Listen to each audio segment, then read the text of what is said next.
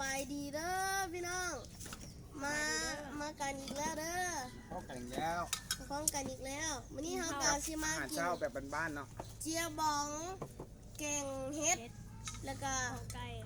แล้วก็ ต้มไก่มาเด้อ แกงไก่ก็ได้ เด็ก บ่ เฮ็ดแบ แม่ บ น แซ่ ว่า บเกินกินรวมมีเรามีหน่อไม้เพราะว่ามีอย่างพร้อม มาเด้อ ยังออกขายอยู่ เจียบองสีมือ เซ่เซ่ สีมือโคตรอร่อยคนนี้นี่เจียบองคนนี้แหละที่เฮ็ดเจียบองแซ่บ เป็นมากินด้วยอ่ะ เจ้าบอกกันไปที่กองเข่าเพิ่งก็ไม่เห็นแล้วเจ้าบอกน้ำมาแม่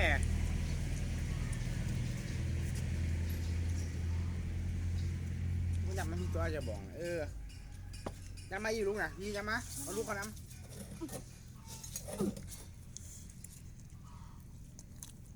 จะบอก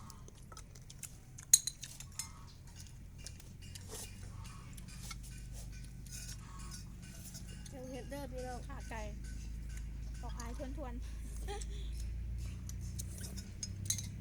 แม่นั่งมา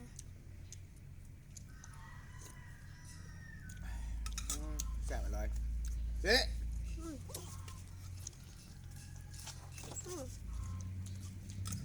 หมามุนเลย ๆอ๋อ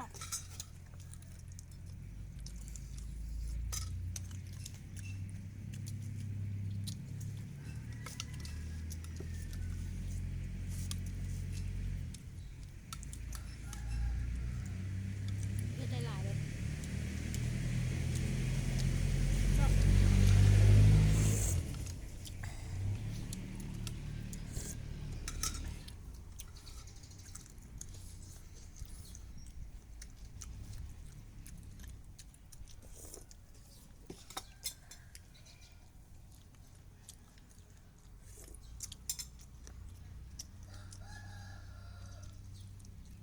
เฮ็ด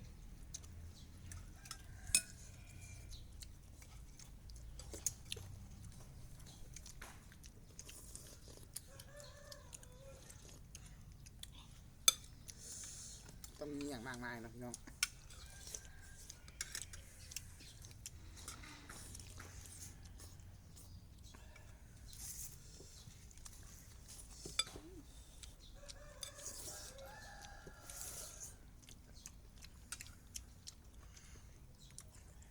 ขาไก่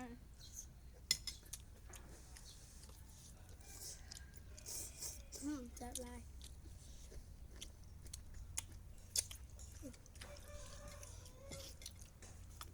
มีแซ่บไปคุมดีใช่แล้วก็แง่ๆว่ะ ขอมาให้ได้ชิมอมนอนแน่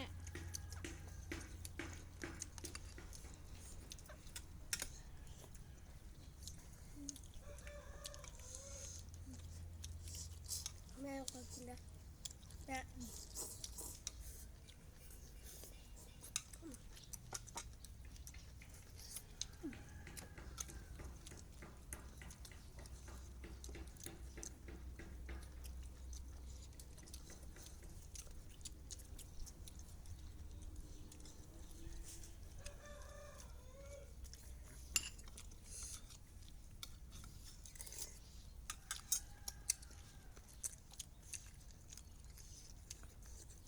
สดแล้ว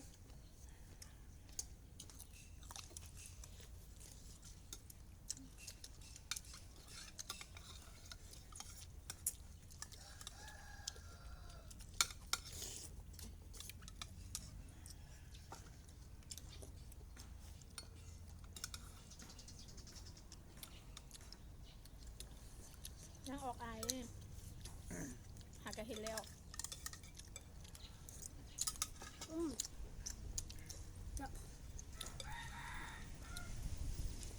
หากอุ่นแล้วดิ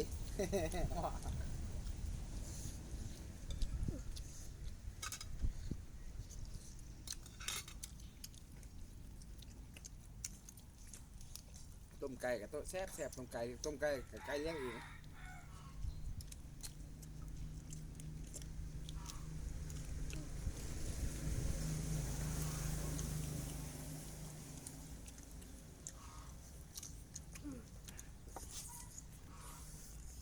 มี FC ฝากมาถามพอดีว่า โอ้ยกำลังจะมีน้องโอ้ดีดีใจบอ